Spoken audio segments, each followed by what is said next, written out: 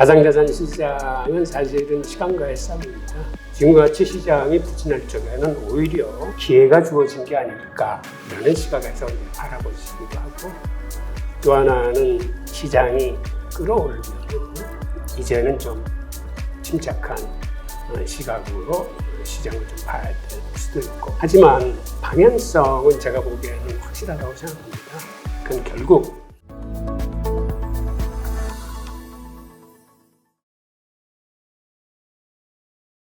중국도 그 나름으로 뭔가 어떤 글로벌 경제에서 또 이거를 해결하려고 노력을 하고 있을 텐데, 그럼 이 위기들이 언제 정도까지 계속 이어지고 한국도 계속해서 이렇게 중국의 여파를 받을 수밖에 없는 걸까요? 지금 일단은 중국의 부동산 경기가 저렇게 지금 위험에 처했기 때문에, 물론 공산주의 국가이기 때문에 이거를 중앙정부 차원에서 잘 막기는 할 겁니다. 근데 잘 막는 거하고 경기를 확장적으로 풀어내는 건 또 틀린 문제거든요. 그러니까는 지금 뭐 형다그룹 이외에 또 완다그룹 어떤 부실 문제도 터지고 계속 골마 터지는데, 그래서 제가 보기에 중국의 정책은 지금은 부동산 경기를 부양시킬 시기가 아니고 거기서 생긴 부실들을 잘 추스려 가지고 이거를 좀 치유의 시간을 거쳐야 되기 때문에, 결국 내수 쪽은 부양 경기를 계속 쓰겠지만 그게 예상한 것만큼 긍정적인 효과를 내는 데는 조금 이렇게 문제가 있고, 그 다음에 수출 쪽도 지금은 옛날과 같이 그렇게 활발하지 못합니다. 그래서 중국 문제는 생각보다 좀 장기전이 필요할지 몰라요. 그러니까 그 얘기는 우리 경제 자체가 좀 장기적인 관점에서 지금은 전략적으로 우리가 어떤 변화를 좀 꾀해야 될 시기. 과거처럼 어떤 수출이 일시적으로 힘들다가 다시 반등하는 게 반등하고 아니라. 물론 그렇겠지만 한국이 거기에 그렇게 옛날처럼 편승하기 힘든 게 중국이라는 거대한 국가하고 이렇게 맞물려 있기 때문에, 그래서 우리 한국으로서는 지금 중요한 게 사실은 품목 다변화보다는 수출 지역의 다양화가 좀 더 중요합니다. 지금 우리 수출 구조가 중국하고 베트남에 너무 비중이 높기 때문에 이거를 좀 분산시키기 위해서, 예를 들어서 인도 같은 나라, 그 다음에 인도네시아, 뭐 멕시코, 이스라엘, 이런 식으로 이 시장을 대체할 만한 시장 서너 개를 딱 전략적으로 정해가지고 그쪽에 집중적으로 진출 전략을 짜면서 중국 같은 데는 점진적으로 이 비중을 줄이려는 노력. 근데 비중을 줄인다는 게 무역 수출량을 줄이는 게 아니라 무역량은 높아가면서 비중을 줄이고, 그만큼 인도나 이런 인도네시아, 멕시코, 이스라엘 등의 어떤 전략적인 진출이 필요했습니다. 네, 알겠습니다. 자, 그러면 이제 이야기를 조금 더 확장을 해서 이제 중국과 굉장히 관계가 있는 경제 공동체에 대한 이야기를 한번 해보겠습니다. 자, 이번에 브릭스에 대한 이야기를 좀 해봐야 될 것 같은데요. 최근에 이제 브릭스의 GDP가 G7을 역전했다라는 보도가 나왔는데, 이거는 이제 어떻게 보면은 굉장히 강한 경제 동맹으로서 새로운 패권 경쟁, 경제 패권 경쟁의 시작이 아닐까라는 입장들이 있는데, 교수님께서는 이 브릭스와 G7의 관계 구조 어떻게 보고 계신가요? 네, 지금 이제 브릭스가 이제 G7을 능가했다는 건 사실은 그 구매력 평가 기준에 의한 거고요. 아직 명목 GDP는 G7이 이제 우세합니다. 그런데 앞으로 봐야 될 게 중국의 성장세와 더불어서 인도의 약진이 눈에 띕니다. 인도가 인구 면에서도 중국을 추월해서 이제 세계 최대 인구 국가가 됐을 뿐만 아니라, 중국하고 틀린 건 중국은 지금 고령화 국가로 접어들고 있어요. 반면에 인도는 청년 국가입니다. 그러니까 인구의 과반수가 청년들이에요. 그러니까 앞으로 세월이 갈수록 인구 면에 있어서는 인도가 이제 훨씬 우월하고, 게다가 최근 들어서 그 인도의 성장세가 예사롭지 않은데 10년 전만 해도 인도의 GDP가 세계 11위였어요. 근데 10년 사이에 자그마치 몇 단계나 뛰어났냐면 영국까지 추월하고 지금 세계 5위예요. 그런데 앞으로가 또 대단할 거라고 예상되는 이유가 앞으로 10년 이내에 독일과 일본을 제치고 인도가 이제 G3로 등극한다는 거거든요. 네. 그러니까 이러한 그 성장 잠재력을 갖고 있고, 그다음에 최근에 미국의 그 디커플링이 디리스킹으로 이제 방향을 선회한 데서도 보듯이 G7과 브릭스 같은 이러한 그 신냉전 시대의 그 양진영 간의 그 구조는 이게 예전처럼 예를 들어서 공산권은 공산권대로 서방은 서방대로 같이 크는 게 아니라 그럼에도 불구하고 같이 연계해서 통상이 협력 속에서 발전할 수뿐이 없습니다. 아, 네. 이거는 과거에 어떤 소련을 필두로 했던 그런 구조와는 다르게 이제는 예. 서로 너무 대립 구조로 가져가는 것은 바람직하지 않다라는 말씀이신 거죠? 그리고 지금은 이제 디커플링 자체가 가능하지도 않아요. 사실 디커플링에 제일 먼저 반기를 든 게 유럽이에요. 네. 미국의 맹방인 유럽에서 올 2월 다보스 포럼에서 그 EU 집행위원장이 미국의 IRA 법이 미국 기업들과 자국의 그 원칙에 순응하는 유럽 기업들을 선별해서 지원했다는 법인데 여기에 유럽이 사실 크게 반발했습니다. 네, 맞습니다.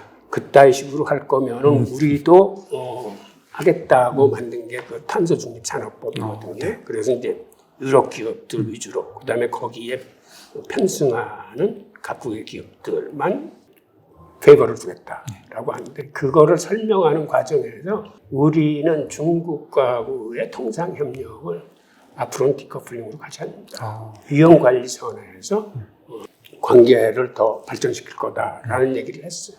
네.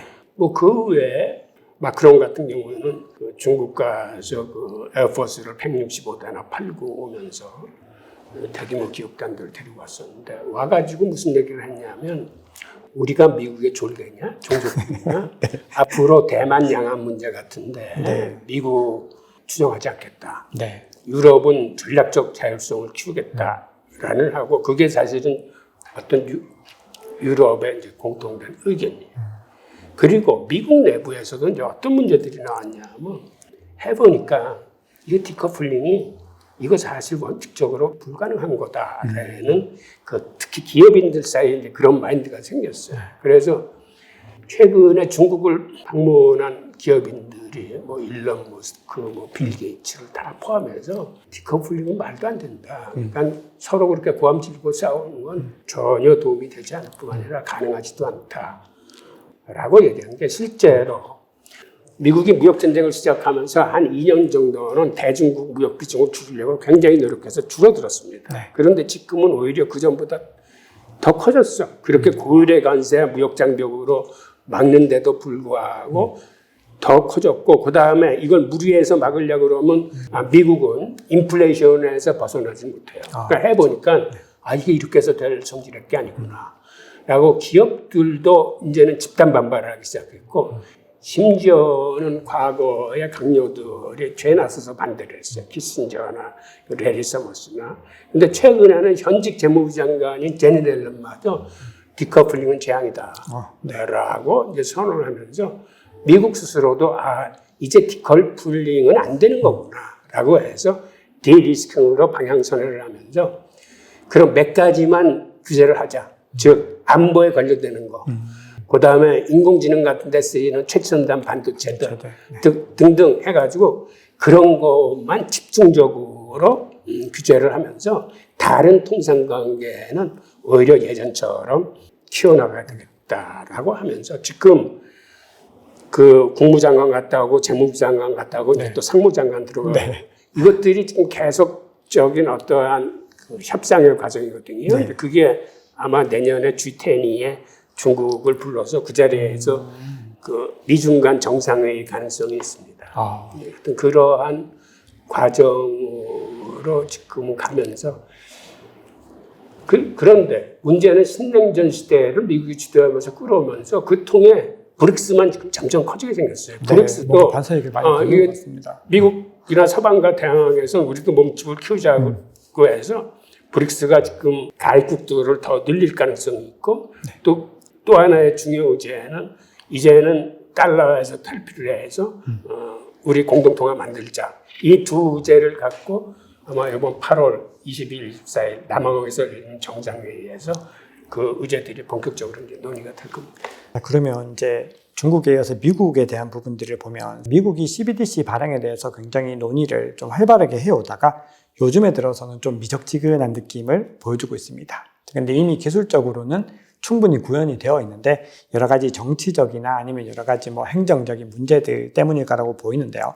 자, 결국 미국은 CBDC를 발행하게 될까요? 저는 이제 궁극적으로 발행하게 될 거라고 봅니다. 개인적으로. 바이든이 디지털 자산 행정명령을 동원해서 미국 각 부처로 하여금 보고서를 제출하게 했어요. 네. 그런데 정작 디지털 화폐의 발행 당사자인 연준의 제롬 파월 의장은 스테이블 코인을 하나의 통화로 인정하는 발언을 의회에서 했음에도 CBDC 발행에 대해서는 지금 어느 정도 선을 긋고 있는 그런 행태입니다. 네. 과거의 제롬 파월의 발언을 보면 CBDC는 빨리 만드는 게 중요한 게 아니라 제대로 잘 만드는 게 중요하다라고 자기 의견을 피력한 적이 있어요. 네. 그걸로 봐서 연준도 지금 CBDC를 준비는 하고 있을 겁니다. 그런데 중국이 CBDC를 쓴다고 해서 거기에 대응해서 미국이 빨리 만들어서 쓸 것 같지는 않고 미국은 아마 민간 사이드를 활용해서 중국의 CBDC를 어느 정도 견제를 할 겁니다. 그러니까는 달러 기반 스테이블 코인이나 JP 최스 은행이 만든 어떤 JPN 코인, 송금용 코인 같은 것, 어떤 그런 방향에서 중국의 CBDC를 견제하면서 아마 제대로 잘 만들 공사를 할 겁니다. 와, 교수님 말씀 들으니까 이 화폐의 미래가 굉장히 너무 흥미롭고 또 어떻게 변화될지 많은 기대들이 되는데요. 결국은 이 화폐들이 다극화되면서도 정말 화폐들이 연합을 하고 굉장히 또 광범위한 또 다른 화폐들이 탄생하고 이런 과정들이 계속해서 이제 그런 현상들이 일어나더라고. 그렇죠.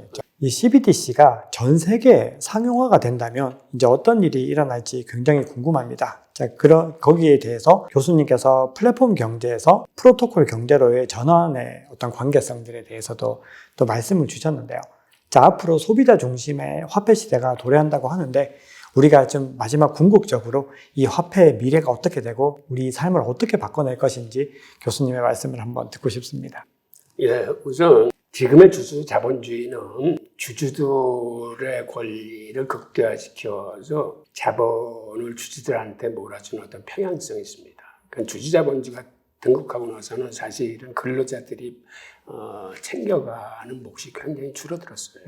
그런데 이제 암호화폐 시장에 스마트 개혁이 나온 후에는 즉 이 스마트 개혁으로 주들만 득을 보는 게 아니라 이해관계 당사자들이 모두 참여하는 예를 들어서 기업이 큰다는 얘기는 자본을 댄 주주들만의 몫으로 돌아가는 게 아니라 그 기업에서 일한 근로자들 그 다음에 그 물건을 사준 우수 고객들 그 다음에 그 기업이 지역에 뿌리내릴 수 있게 도움을 준 그 지역 등 이 모든 것들이 각자가 받아야 될 몫만큼을 사전에 서로 협의를 거쳐서 그거를 스마트 계약에 집어넣으면 지금의 주주 자본주의가 프로토콜 자본주의로 이제 변할 수 있고 그게 이제 바람직하다는 거거든요. 네. 그렇게 되면은 그 주주 자본주의 경제가 프로토콜 경제로 이제 변화돼 나갈 수